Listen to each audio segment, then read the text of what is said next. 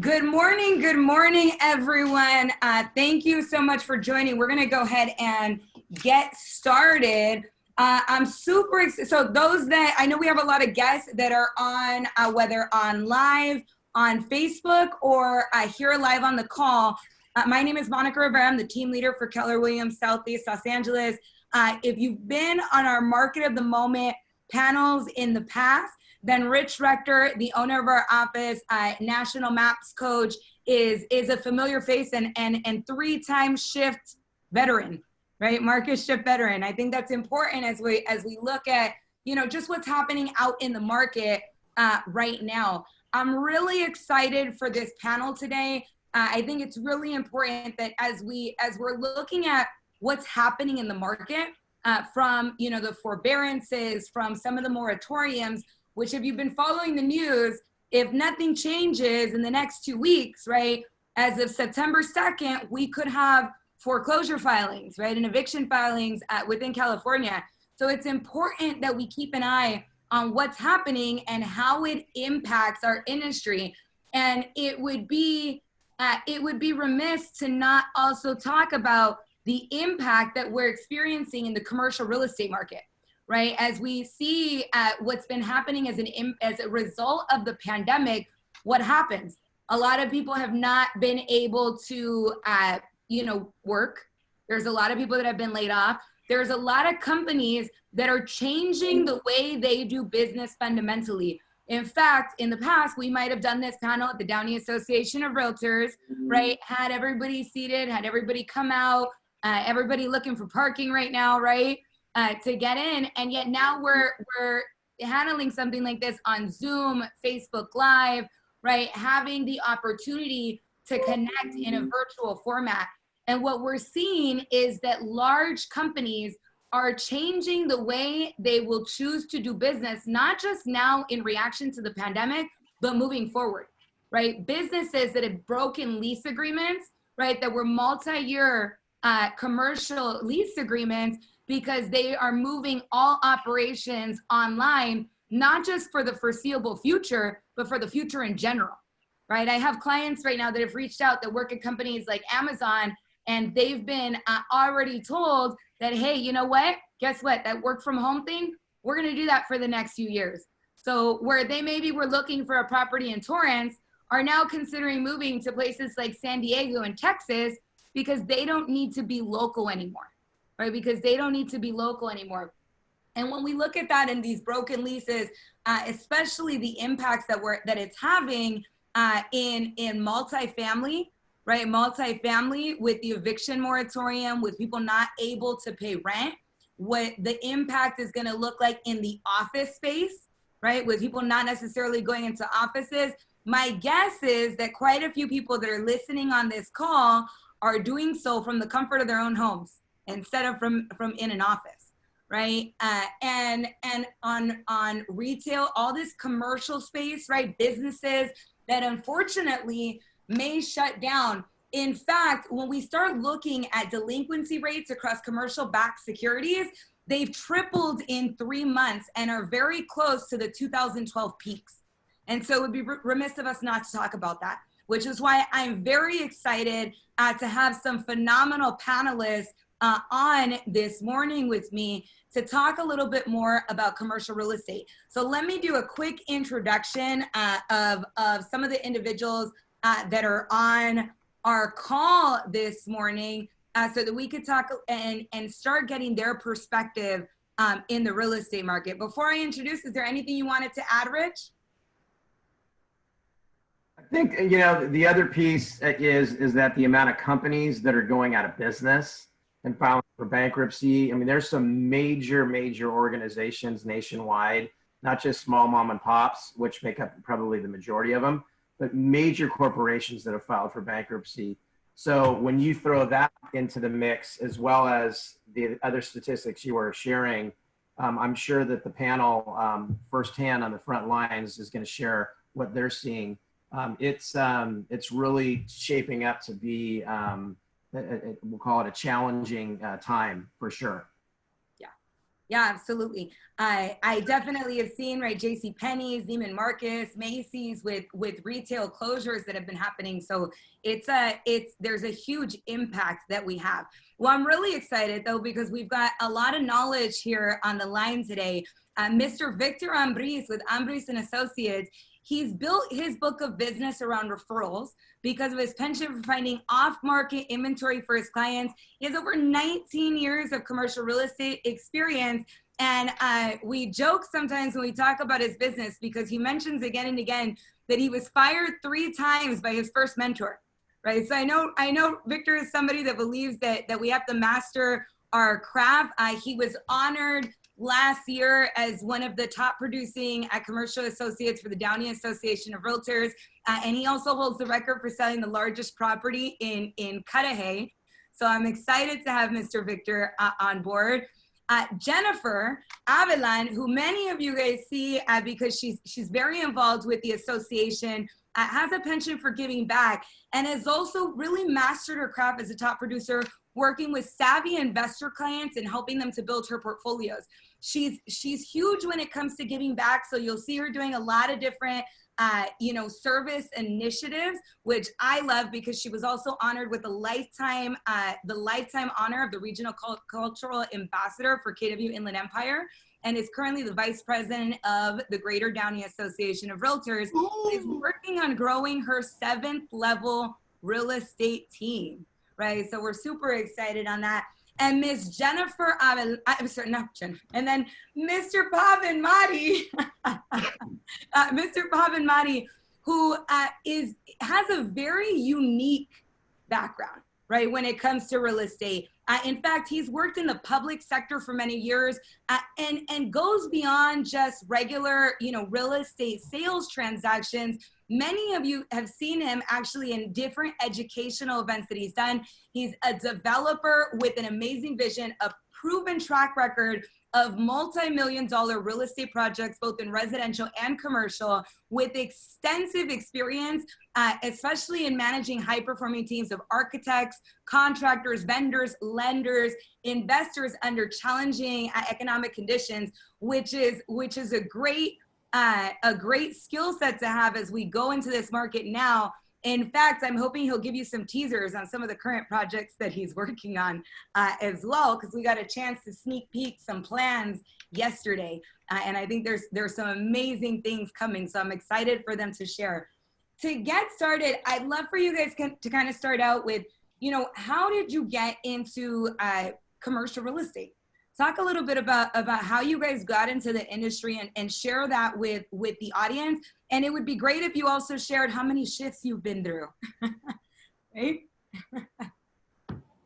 And you know what? We're not sitting in a row together. So why don't we start with ladies first, Miss Jennifer? Hi, everybody. Good morning and happy Thursday. Great question, Monica. So when I got into the business, it was at the last cycle. So to answer one of your questions, I have experienced one cycle. So around that time, it was like 2006 to 2008.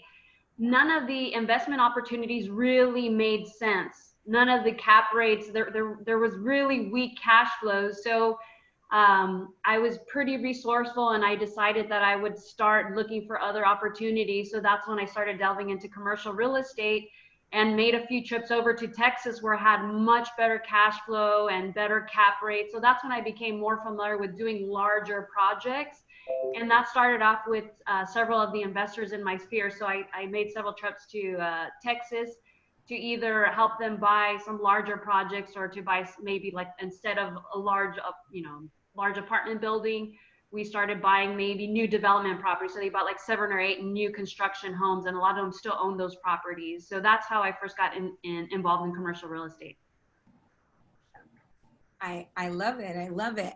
Why don't we go with Miss Victor? Go ahead. Well, Pavan, the younger guy. Go for it, Pavan. Oh, okay. I was going to say ladies first, Victor, but okay. No. Hey, I'm kidding. Younger guy first. It's all right. Victor and I, we go back and forth. we joke around more than enough, so we're good. We're good. So I started in real estate in 1999. And I started at the U.S. Department of Housing Real Estate Division. And I worked in the accounting sector, so I understood all the financial mechanisms of real estate from one end to another. Also started working with my old mentor, my boss, when he was working as a contractor for the FDIC, closing out banks. He closed out IndyMac Bank, Washington Mutual. So I had the opportunity to sit down, review a number of those assets from all shades of assets. I'm talking about from industrial to office to mixed use to multifamily, you name it. We had to re-review and underwrite those loans. So it taught me a lot about the financial mechanisms that are used by the banking sector, and I was able to take advantage of it in my real estate career. Around 2007, actually 2005 or 4, we started buying up investment properties, flipping single family homes, multifamily product, and so on and so on. And then I decided to go ahead and get my broker's license. I got sick of agents not knowing enough. Keep in mind, I come from an institutional side of the federal government, and we work with institutional private investors, right? So coming on the private side, I realized how it works here is quite different from that side. So I went ahead and decided to get my broker's license, and one thing led to another.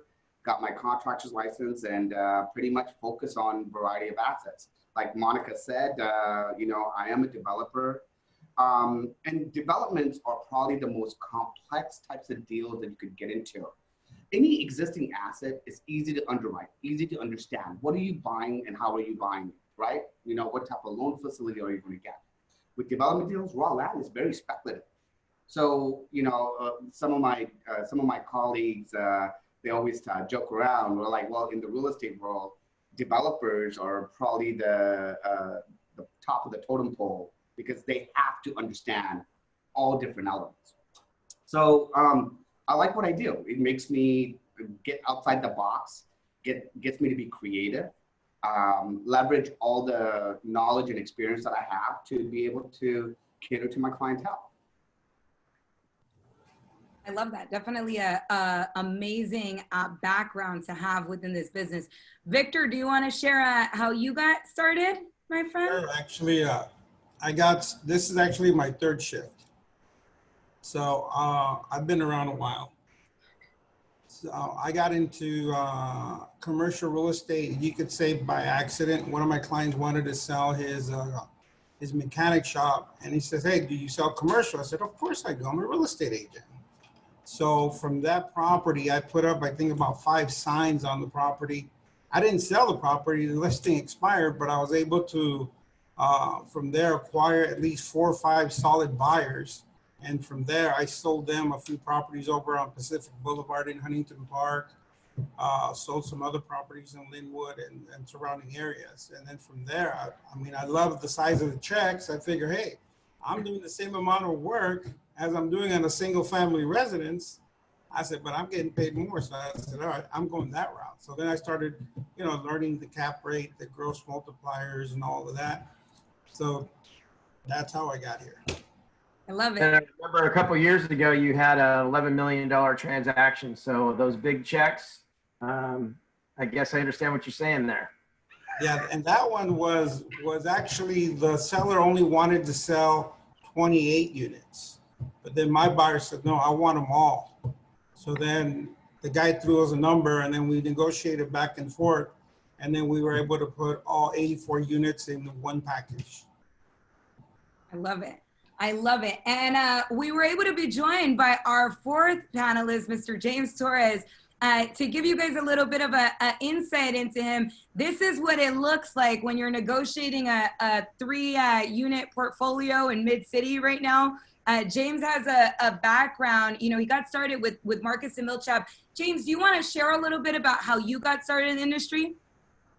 Yeah, sure, no problem. Can you hear me? Yep. Yeah. Can you guys hear me good? Okay, great. Yeah, sorry guys, sorry it's a little late.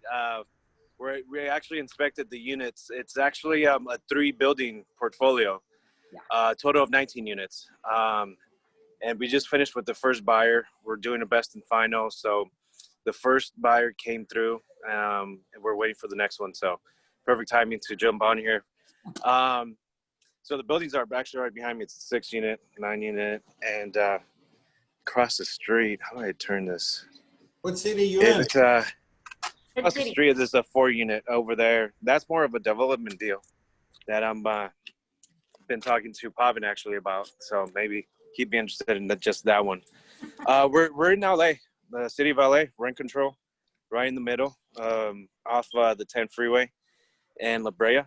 So it's called Mid City area. So it's a very diverse area. But to answer your question, Monica, this is how I got started selling buildings like these. I was never in residential. I actually went to Cal State Fullerton to study finance and started with Marcus Millichap when I was in my last semester at Cal State Fullerton. I took a lot of real estate finance classes, and I got recruited by Newport Beach office. They called me one day, and I was on. I felt like I was on vacation, and on the top of the road at that point, and I was expecting to apply to Marcus Millichap a little bit after college, but I got recruited and got offered a job as an intern, junior associate, and before I even finished college. So, that was about 14 years ago, and I've been doing it since. Like Victor said, hey, the paychecks are good, but it's not glamorous. We're out here sweating, in this heat. But got to inspect every unit. You saw that one. There's 9 units over there, 6 right behind me. And so it's a lot of work. And it's not too many deals of these, and in residential, there's more velocity, higher, more, you'll do more deals. But they're, a fraction of the price for these. So for instance, for this one, we're about just under 4 million total asking price. So it's fun. It's diverse, helping people invest in income producing property. These buyers actually, they're sophisticated buyers. They own thousands of units in this area. They come in and try to, improve the buildings. These buildings haven't been worked on in a long time. So they come in, they beautify the area, the buildings. This one's been in, the owner's owned these for about 30 years, but, he's getting older, wants to retire. So helping them cash out on that, getting them the highest price possible for it. And so, helping him, with his next chapter in his life. And then helping these new investors come in and add value to the buildings, and improve the location. So they're going to be improving the street. They're going to be improving the buildings themselves, make sure people have, nice, safe place to live. So definitely. Thank you so much for sharing that, James. I think that's a great segue into kind of the next question. And perfect enough, right? We're already getting that question within the chat. Let's talk a little bit about skill set, right? When it comes to commercial real estate, you guys have all kind of thrown out a little bit more sophisticated language that's important as we look at commercial real estate, right? Thinking about cap rates, what's going to be the ROI that somebody can have on a potential property, gross multipliers. What are some of the skill sets that, in your opinion, as associates now, you feel an agent needs to know or needs to get into commercial real estate? And I know that it's going to be a little bit different for each of you because the asset classes that you handle, there's also some diversity there, right? And we know that different asset classes also require different levels of expertise. So why don't we start with Victor this time? Okay. Well, you got to learn. You got to know what the cap rate is. But every area, the cap rate is different. I mean, if you go to areas like Alhambra, Pasadena, the cap rates over there, if you're getting a 4% or 3.5%, that's a great deal. Orange County, same thing. But in our areas, I mean, if you get anything above 5, you know, 5.5, anything above 5 year, it's a decent deal. But the way right now the market is, it's a hot market. I mean, people are saying, you know, the market is hurting, but in the commercial, it's really not. I mean, we list something and we have 4 or 5 offers on it. Our phones are blowing up because of the fact that, you know, you're pricing them right. And even if they're not priced right, there's very little properties on the market right now. As far as, let's see, one of the questions here, what are some of the suggestions a residential agent needs to learn when doing a transaction? Pay attention to details. Because if you don't pay attention to details, at the end of the day, you're going to end up in court. And all that commission you made, you're going to have to give it to the attorney. I said, so the best thing that I can suggest would be pay attention to details. And when you're talking to your client, find out exactly what they want. Don't assume anything. I would also say that, you know, that's so important what you said, because paying attention to details is also having great training, great skills. So making sure that you're getting that training, right? Where are you able to access that kind of training, commercial training? You have a broker that understands commercial that can support you. So that's really important, like you said, so you don't get into trouble, that you're getting the education and training that you need, and in an environment that can support that if you want to transition from residential into commercial or add commercial to your residential business, right? And I have a lot of gratitude. None of our commercial agents have got us into any lawsuits. We got a great track record. Jen, you want to add on that? Yeah, definitely. So I think when it comes to commercial real estate, I think just a lot of the characteristics are characteristics you should have in any area of real estate. For example, you need to be the guru of information, something similar to what Victor had said. You have to know the market. You have to know the trends. You have to be of value to your client. So for example, if I get a piece regarding, let's say, a drop in permitting in LA County, that's a great piece for developers. Share that with everyone in your commercial, you know, database. You have to be of value to the client. So that's pretty much across the board in any area of real estate. Just like Victor said, know your numbers. That you should know, for example, if you're in leasing or in retail, like what's the average price per square foot in a particular area? If you're going to be doing real estate in a particular area. If you ask Victor, he's like the master of, you know, cap rates in Huntington Park, Southgate. He knows, he has his like designated areas, or Cudahy, like that. He's just the king of those particular areas. And another thing is, again, this is across any area of real estate, the fortunes and the follow-up, right? You have to follow up.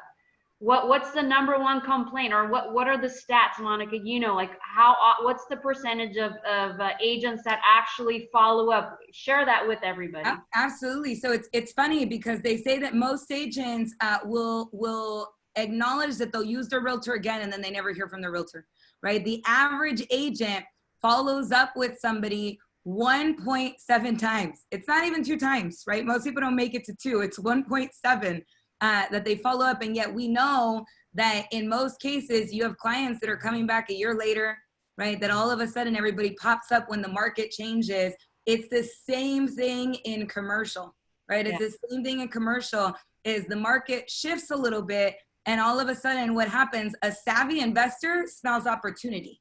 Yeah.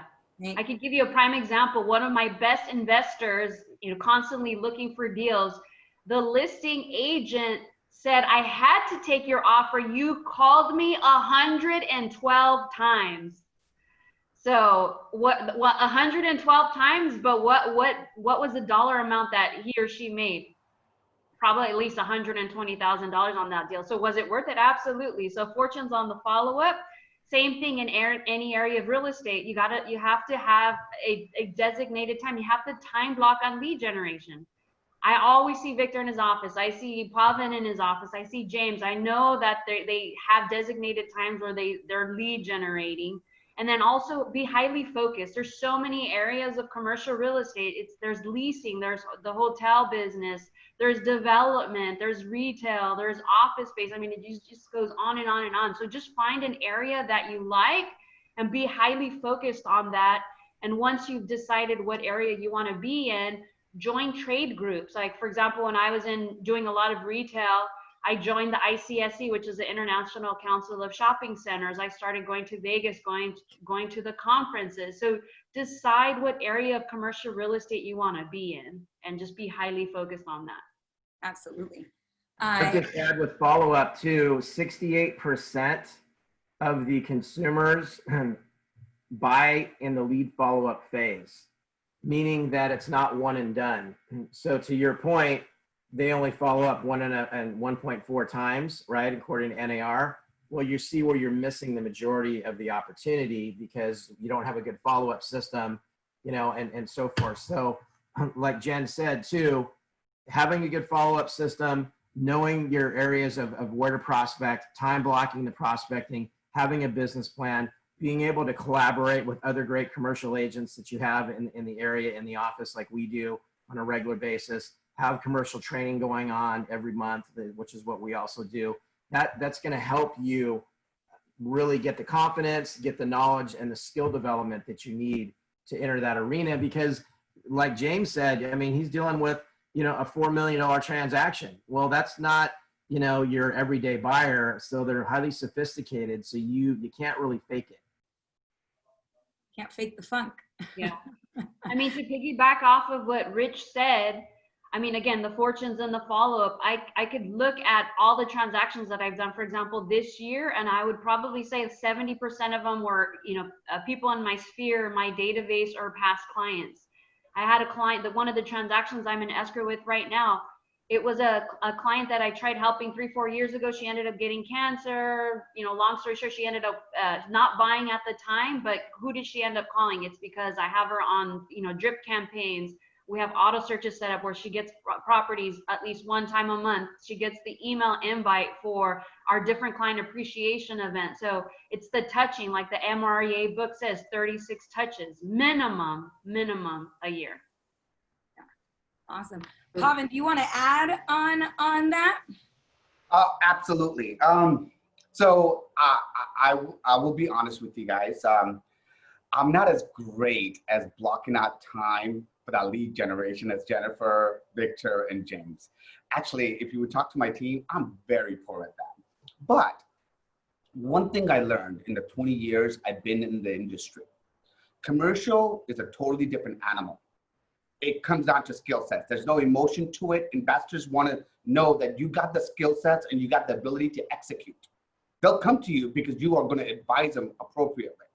Now, knowledge-wise, what skills do you need? You know, even when I teach classes, I break it down to 3 parts: property, market, finance. You got to understand how to read those elements separately and bring them together, right? So you need to understand the mechanics of the deal. Each asset is different, from hospitality to multifamily to office, retail. Lease structures are quite different. Financial mechanics are quite different. So, you know, one of the biggest elements, you know, I think every one of us will agree is being financially savvy, understanding how to put together certain elements, the profit and loss statement to pro forma statements to just simple things as doing a loan schedule on Excel. These are skill sets that you as an agent needs to know, because the more valuable you are to your client, the more they're just going to come to you. 99% of our deals, of my team's deals, are referrals. We don't go out, we can't door knock in commercial anyway, but you know, it's one of those things. It's like, if my client wants something, hey, Pavan, can you help us find this?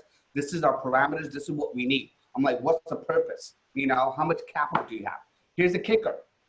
I tell every one of our, especially the new clients that get referred to us, I need a full package from them. I'm not going to sit there, spin my wheels, and then find out you only have $200,000, but you want to buy a $5 million asset. Every one of us know that we can't, we're not going to be able to close the deal, you know? So I tell everybody, look, I'm going to act as your advisor. My license is a license. That's all it is. You know, my skill sets is what you're paying me for or what you're hiring me for. So just make sure that you improve your skill sets. I like what James brought up earlier about his education at Cal State Fullerton. He had a huge financial backbone when it comes to his knowledge base. I've seen how he put together his analysis. And you know what's interesting is that when he puts together the analysis, he can actually address why he made those assumptions. It's not simply, he's like, oh, here's your profit and loss statement, here's your pro forma. How did you get this? If you don't know how to answer it, I'm gonna be honest with you, you lost the client, or they're not gonna trust you. That's something that you as an individual agent has to really take that into consideration, you know? And you just have to be ready for those challenges. And when I say, you know, do your research, I think Victor and Jennifer talked about your understanding of the markets. You know, if you don't know how market trends are happening in that local area, I'm going to be honest with you, you already lost a battle with the investor, you know, because investors can smell somebody that's wet around the ears, that don't know enough, and they'll take advantage of it. Because investors are all about money, right? That's all they care about. They're not going to give you, they don't want to be like a residential agent where I throw in some emotion and say, oh my God, look at this home. No, they don't care. You know, I'm going to make 5% on my money. Great. Is there a better deal on the market? No. Okay, that's a great deal. Let's pull the trigger. It's black and white for them, you know? Just make sure you remove the emotion, focus on the skill sets, and make sure that that investor understands that you are a formidable advisor that will probably be more supportive in their investment goals than another agent. Keep in mind, a commercial investor will probably buy 5, 6, 10, 20 properties in their lifetime. And if you take care of them, they'll come to you. Victor brought up another key point. You know, he does a lot of off-market deals. 80% of all commercial are off-market. We don't get the glam and fame of like putting our sign out, you know, marketing it on MLS, you know, wow, look at us, you know. No, there's none of that. The best deals happen off-market.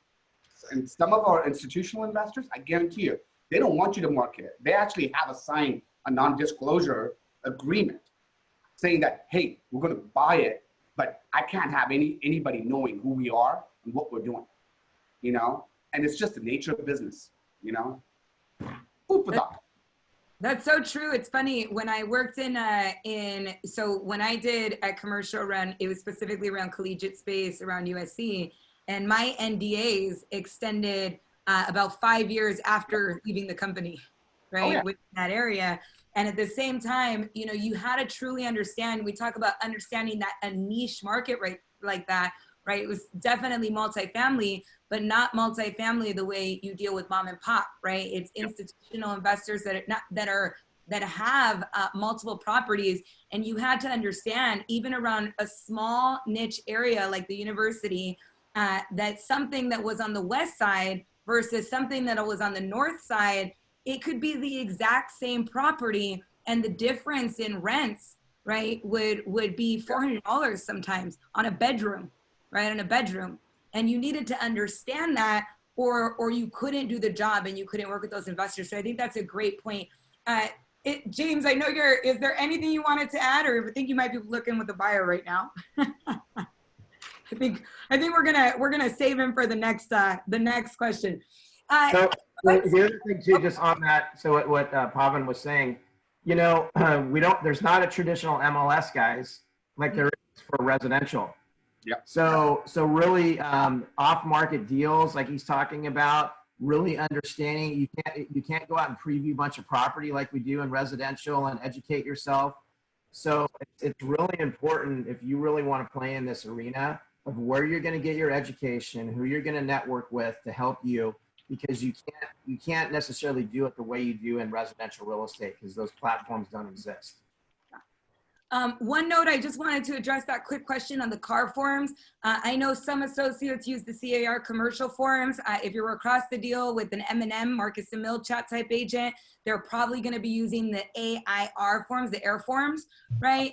But also, as you start getting into things like more complex deals, it's highly likely they're going to have their attorney involved to draft up their own contracts, right? So it's a little bit different from standard commercial. Let's talk about, you know, commercial business with the pandemic right now, right? The pandemic as it is, and how that's affecting the real estate market. One, how is that impacting your business?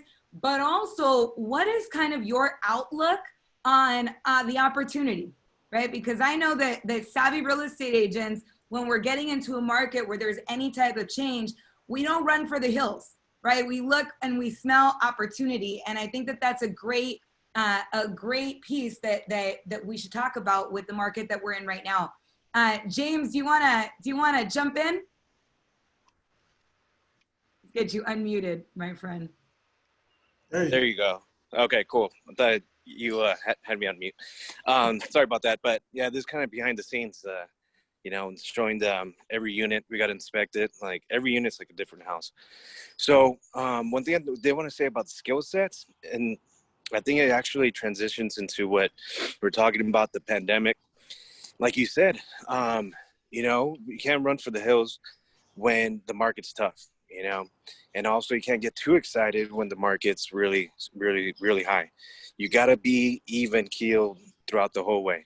You know, don't get too emotional about the market, you know, especially the deals too. Don't get too emotional about it. You know, you can be professional. So you got to have a strong mentality. Doesn't matter if the times are tough, and you just get tougher. You have to double down on your lead generating. You got to make sure your underwriting is solid on every property. The way we underwrite deals, it's, you know, like an appraiser would. You can't, you know, blur the numbers, because the numbers don't lie. In the end, that's going to burn you. And like Victor said earlier, you could get sued. So you got to be, you know, honest, transparent about everything, because you got to provide books and records. You got to provide everything on commercial deals. So I think that's what I want to say about skill set. In the pandemic, you can't be scared of it. There's a little bit more work, but you just got to work harder, you know, and you got to be excited about working harder, because that's when you can prove the difference between you and the, you know, agent that's not mentally tough. So that's where they're going to see when you're a good broker. So I think just have a tough mentality, and also be willing to work with somebody else. If you don't know about the market, if you don't know the economy, the government laws, there's a lot going on, rent control, team up with somebody that does. It's okay. You have to be willing to learn, be a team player. And I didn't, you know, right away, you know, I didn't start at the level where I'm at now. I was willing to work with senior associates that I learned a lot from. They were the top agents in their offices. And I owe my success to them. You know, they taught me a lot, and I was willing to learn. And I was a team player. So be mentally tough. And even with the pandemic, you just got to double down on lead generating and team up with people that, you know, have been through it before and are still getting deals done, you know. So in the long run, it's going to pay off. You're going to learn, and just keep moving. And you gotta control the market. You gotta have more inventory. So that's it, pretty much. With teaming up, just on a side note, all of you have teams of agents that work with you and on your team. So you're a perfect group for anybody that's interested in getting into this arena, that needs help, to contact you guys about the opportunities on your team as well, right? Sure. Absolutely. Would you like to tap in, Mr. Victor? Sure. Oh, regarding the pandemic, And opportunities. And also, I just want to remind the panelists, if you have some questions, drop them in the chat. I'm gonna run through some of the questions after this question as well. Okay.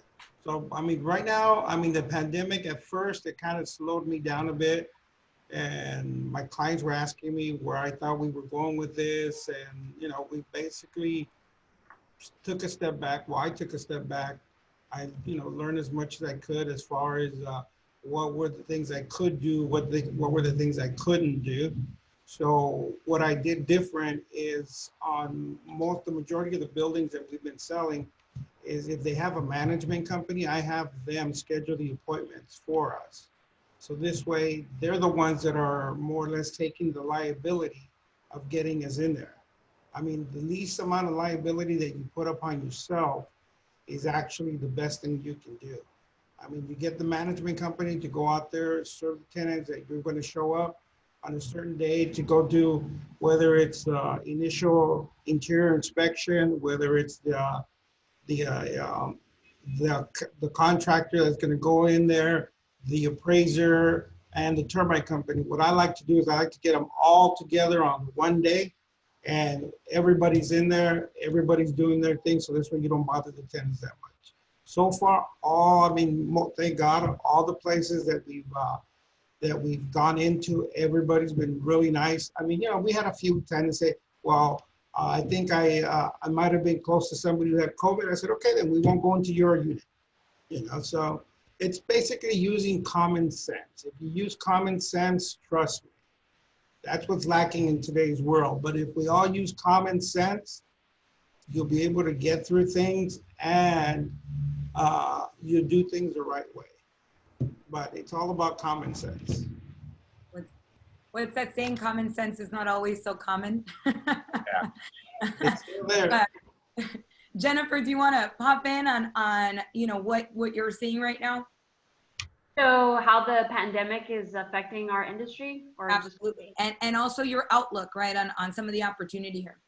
Okay, perfect. So I could just kind of sum it up. When the pandemic initially hit, and I think I've shared this before, we had 16 pending transactions, and within a week period, I think we lost half of them. So that just kind of gives you an initial idea of what took place at the onset of the pandemic. But as you can see, obviously things have changed with time. If you look at, I guess this goes down to becoming, again, the guru of information. So if you read, for example, the UCLA Anderson study that they just recently did, they do a study biannually, and they interview a plethora of financiers as well as developers. And every sector of commercial real estate is going to get affected differently. So for example, industrial, we're seeing that's actually, there's more growth in that, because now you have a lot of e-commerce that's taking place. So so industrial is not going to get affected, right? Multifamily, if you look at the stats, the city of LA, the permitting is down by 45% compared to 2019. And we already know that we're in a housing shortage, right? So is multifamily going to be really affected? Probably not, right? Very slightly. We have a huge, it's like a decades old problem with multifamily. So that's really not going to get affected. Now let's talk about the hotel sector. You know, that's like doom and gloom, right? Luckily, none of us are in that industry. But what about retail? I mean, retail was already hit prior to the pandemic, right? Because a lot of e-commerce shoppers. So think about what's happening with the Mall of America. I don't know if you guys have read any reports of that. They're restructuring. I mean, if you have a lot of those retail stores are closing because they haven't been able to actually sell anything. So the retail market is going to get huge, is being hugely affected. We see it on the headlines. A lot of brick and mortar stores are closing down. My favorite clothing store, Brooks Brothers, they're going through bankruptcy, right? So we're seeing the retail sector is getting hit huge. How about office spaces? They're getting hit really huge, right? Because you have a lot of work at home. Is that going to be something that's permanent? You know, is that just temporarily until the pandemic subsides? So every sector is getting hit differently. So we have to really look at the data and the numbers. I'm excited. I've been through a previous cycle. So the time where I was busiest in my real estate career was during the last cycle, because I specialized in REO. So I'm really excited about what the future is going to be like, because I do foresee, based on Black Knight, all the data that they have regarding defaults, etc., the lifting of the eviction moratorium. So we're gonna start seeing some changes there as well. So if you look at the actual data, I'm excited about. There's going to be a lot of opportunities. I'll use the tools that we have at hand, you know, like Prospect Now, to get data for those that are like contact information for anybody that's in default. I'm going to start trying to get some REO accounts. We're going to start working on that, you know, in the next couple of weeks, you know, creating a strategy on getting some REO accounts, and then just going after foreclosures in general, doing some short sales. So I'm really excited about what the future, there's opportunity no matter which way you look at it. I love it. I love that we can say something like short sales and foreclosures in the same sentence as opportunity and excitement, right? If you know what to do, right? The market of the moment. You got to with REOs. If you haven't, if you weren't in the business like 65% of the agents in 08, you know, you need to get up to speed quickly with that kind of training, whether it's residential or commercial, because that is coming. Absolutely. Pavan, why don't you share some of the opportunity and some of the outlook that you see right now? Sure. So, you know, when it comes to commercial properties, there's a huge correlation in job loss by sector, right? So, you know, everybody brought up some really key points. Jennifer was talking about industrial. Believe it or not, I have 3 clients right now that want an industrial property. You know what I found? That industrial properties price points are going up, you know, because of the demand, right? You know, but let's look at other sectors, retail, trading. So retail shops, there was a 25% decline in job losses. So if you had 1 million retail jobs, it dropped to 750,000. And that's going to have a huge impact, you know. Even leisure and hospitality is about the same. Manufacturing is about the same. You know, we have you know, office and professional that dropped 13%. You know, but, you know, some of the clients that we've been talking to that have a 10,000, 20,000 square foot office, they're scaling back to half of it. And then they're like, well, shoot, you know, it seems like our employees are working fine from home. Why do I need this big space? You know, so they're scaling back, or the landlords are letting them sublease a portion of it to another clientele, so that way they could share in the cost. What do I see opportunities wise? It's hard to tell right now, because 2008, the crash was totally different from what we have right now. That was poor financial activities that resulted in what we had in 08. That's why we had the 50% decline in values. We have a pandemic that banks understand right now. They can't do the same thing that they did in 08 in the current crisis, because no one was responsible for the pandemic. It's not like somebody made it in a lab. Don't answer that, Victor. But the point is like, I think the banks are going to do everything in their power to mitigate the risk, reduce foreclosure, reduce short sales, because they don't want to repeat what happened 10, 12 years ago. 2, I know I've been talking to a lot of bankers. They're actually trying to figure out a solution to help owners of commercial properties, owners of residential properties. So you're going to see potentially more of modifications coming about than actual foreclosure. Now, there's always going to be those people that they're going to get foreclosed because they don't follow a direction or whatever the case is. There's still going to be that opportunity.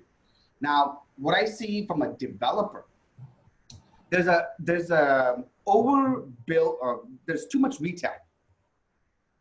That's been like that for years now, right? So one of the things that I'm starting to see as a developer, and even talking to some of my developers, is that you know, there's going to be a lot of retail strip malls that no longer can afford to hold on to the property. They need to sell. It could be repositioned, redeveloped. Secondly, cities are becoming more and more open to redeveloping those into more mixed-use projects, right? Or bringing in, there's already zoning changes where, you know, a commercial land can be converted into a residential product. So you're going to see that, a lot of it, you know. I don't think we're going to see it. We're going to see the impact until 2021, at least the mid 2021. But prepare for it. There's going to be tremendous opportunities. I know I am. My investors and I. Keep in mind, I act as a principal sometimes. So we're ready. We have We have capital being allocated. We're ready, sitting on the sideline, waiting for that shoe to drop. And it's unfortunate. It's the business that we're in, right? You know, so get ready. There's going to be tremendous opportunities in the commercial sector that you could take advantage of. Save your money. Go on, Victor, go on. No, I just said save your money. Yeah, no, literally. I mean, I even started a new company specifically knowing what's happening in this marketplace, you know, which also relates to education too, which I talked to Rich and Monica about. Monica, can I share some stats with everyone? Absolutely. Big on the stats, right? So going back to the UCLA Anderson forecast, this is again the biannual survey that they do for commercial developers and financiers for the different sectors.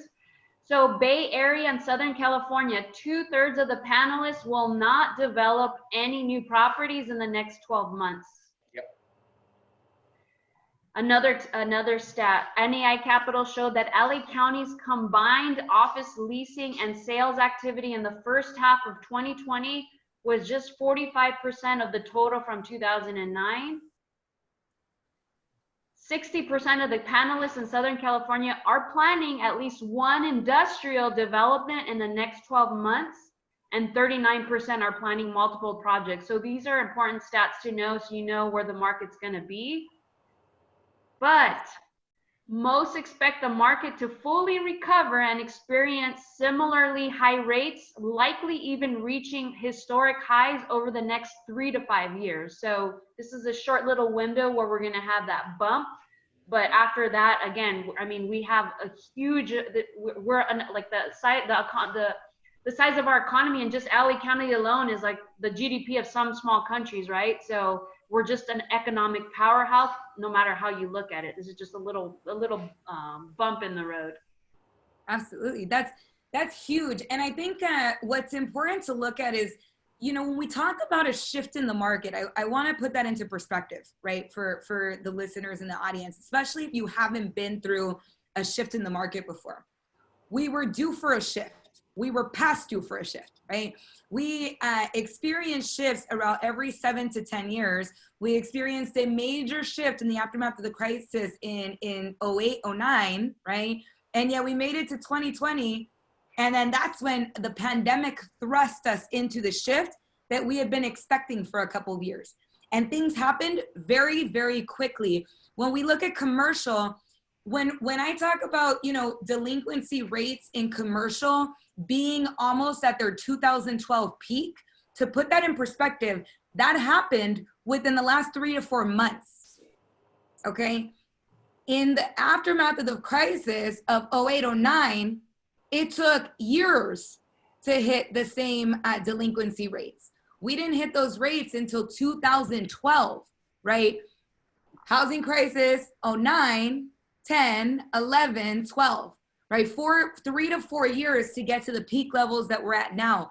But as quickly as we're seeing those drops, we're also, what did we see? We saw the market go down and then interest rates go down. And all of a sudden there's all these buyers in the market, right? So we're seeing things move very, very, very quickly.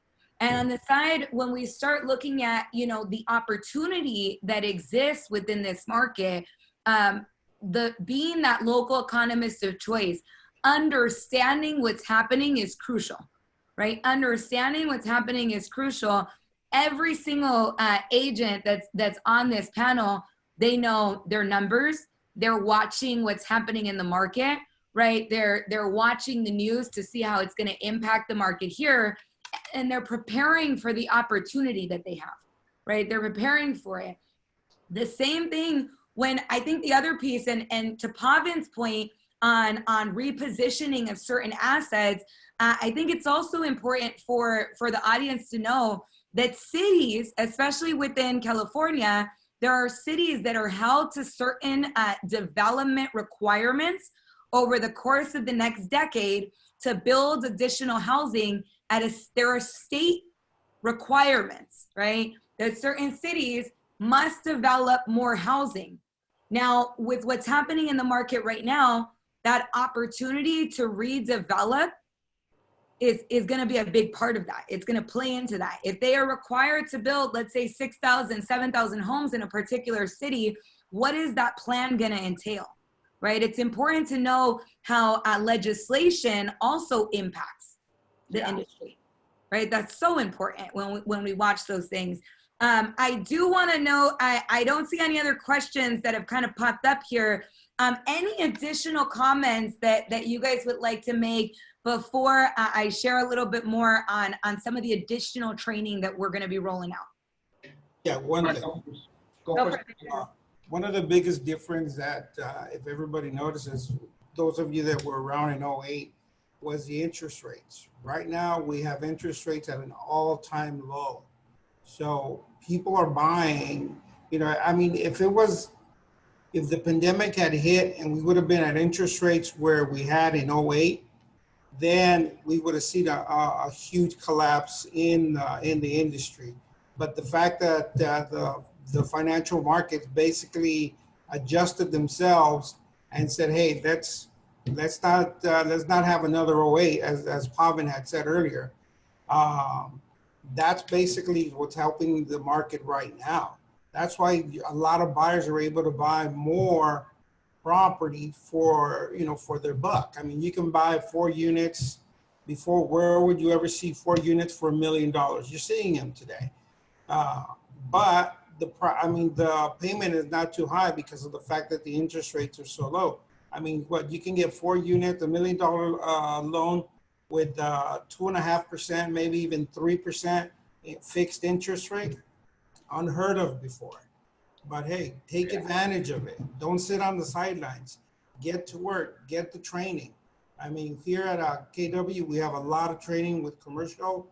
Also, the KW brand itself, KW Commercial, has a lot of training there too. Or if you want to go do training through CCIM, you can also get that designation too. So, I mean, there's ways of doing things, but you got to be ready. You got to, like James said earlier, you got to be tough-minded and you got to be able to jump in the deep end. I mean, commercial real estate is not for people who want to be in the shallow end. It's either you dive in the deep end or you're going to sink. I did want to add something to Victor. So there's different perspective, right? Mom and pops having low interest rates, great. You could get into a property at a good rate. Your debt services is low. You're good. Believe it or not, people that are cash rich, they don't want low interest rates. They want higher interest rates. You know why? Because they're making more money doing other things than buying real estate. Because what happens, cap rates and interest rates, there's a correlation, there's an overlap. If the interest rates drop, sellers want to get a little bit more of a compressed rate. So if the interest rates are 2.5%, sellers are expecting to sell at 3.5 cap. You know what institutional investors want to see? They want to see 4.5, 5% cap, because then they can negotiate a price down for those larger assets at a higher cap rate. Because their money is just sitting on the sideline or in the stock market, whatever the case is, and they can just quickly move it over. So if you're mom and pop, you're getting 2.5%, jump all over it, especially in the 2 to 4 unit multifamily, right? But when you start to talk about commercial properties, you're not getting 3% below. There's no way, because it's a commercial asset. It's a totally different underwriting platform. So, going back to understanding what loan products are available for different type of assets, what the requirements are going to also help you become very successful in the commercial sector. Absolutely. Any other additions before I talk a little bit about our next upcoming educational event? Yeah, okay. I kind of wanted to just talk about that, since I'm the commercial chair for our office. We're going to have ongoing trainings, and if anybody wants to jump on that, you're more than welcome to join. We're going to have, I believe the 28th, we're going to have CoStar talk about the area cap rates, where they're adjusting, where they're trending, because that's like everyone else is saying, you need that information to be able to educate the investors, or at least let them know, what's going on. Because these people who own thousands of apartment units, own hundreds of commercial property, whether it's office buildings or industrial. They know what's going on. They know what the market, where it's headed, and also the economy, might happen that might trigger a shift in the market and pricing. So you also need to be aware of that. So that's what I'm hoping to, help everyone out with the training we're gonna have on the 28th.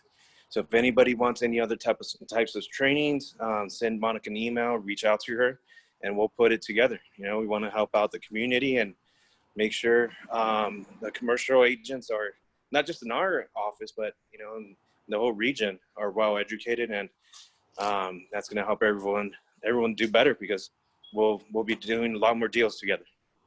Can I add something what James said? And Jennifer, I don't mean to. I know you wanted to chime in. Guys, education is going to be key, no matter what, right? Period.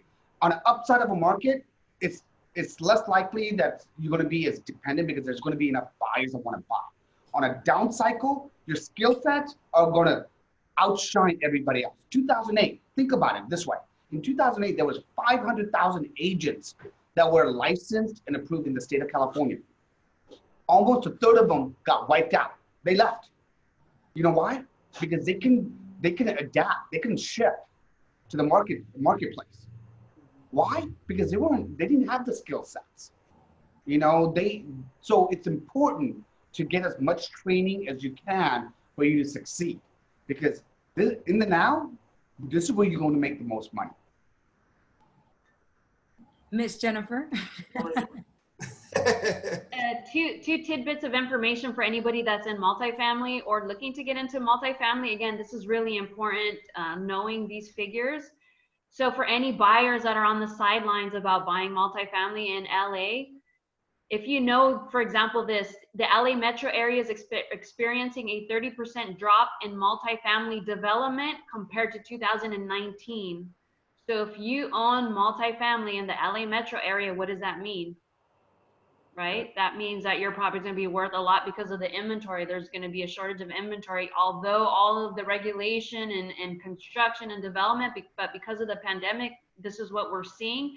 And when you have a 30% drop like that, it takes a long time to recover from that, because development is not one day to the next. It takes several years, especially if you're doing large multifamily projects.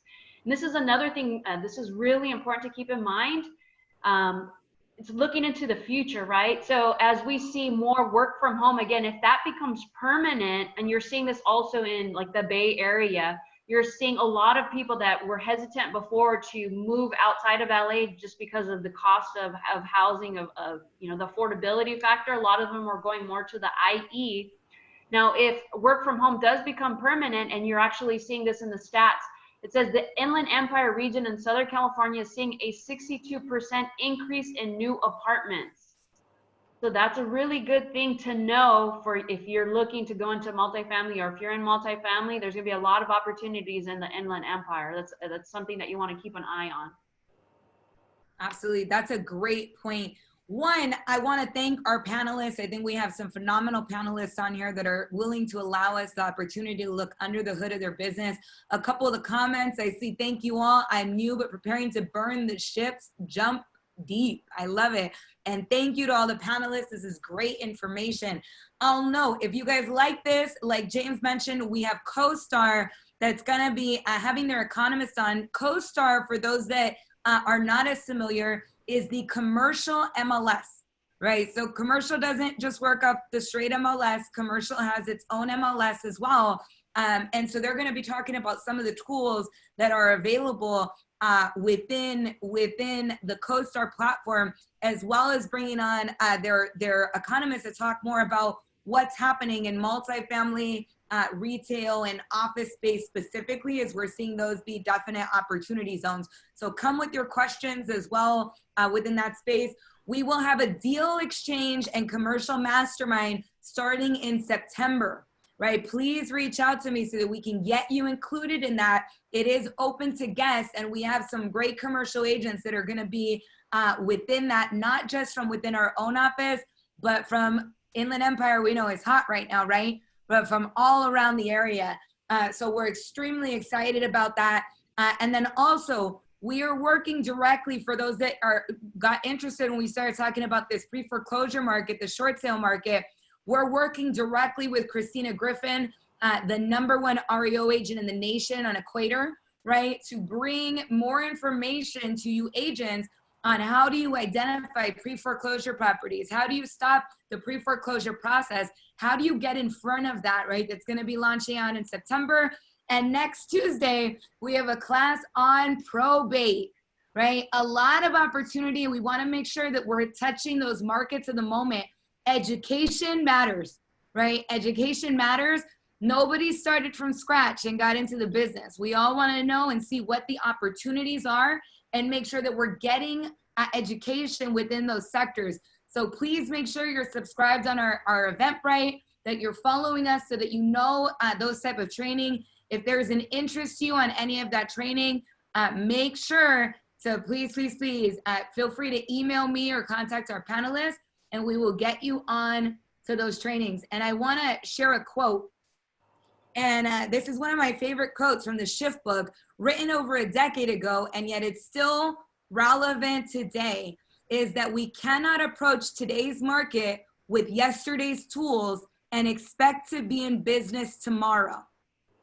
We cannot approach today's market with yesterday's tools and expect to be in business tomorrow. If you are not learning and keeping an eye on the changes that are happening, and you're still practicing real estate like you would have 6 months ago, might be something missing, right? There might be something missing. So definitely we are thankful for spending a little bit of your morning with us. We know we went a little over, but I'm glad you guys stuck it out with us. Thank you. We will see you guys all very soon. And thank you to all of our phenomenal panelists. Thank you, guys. Thank you. Bye, everyone. See ya. Adios.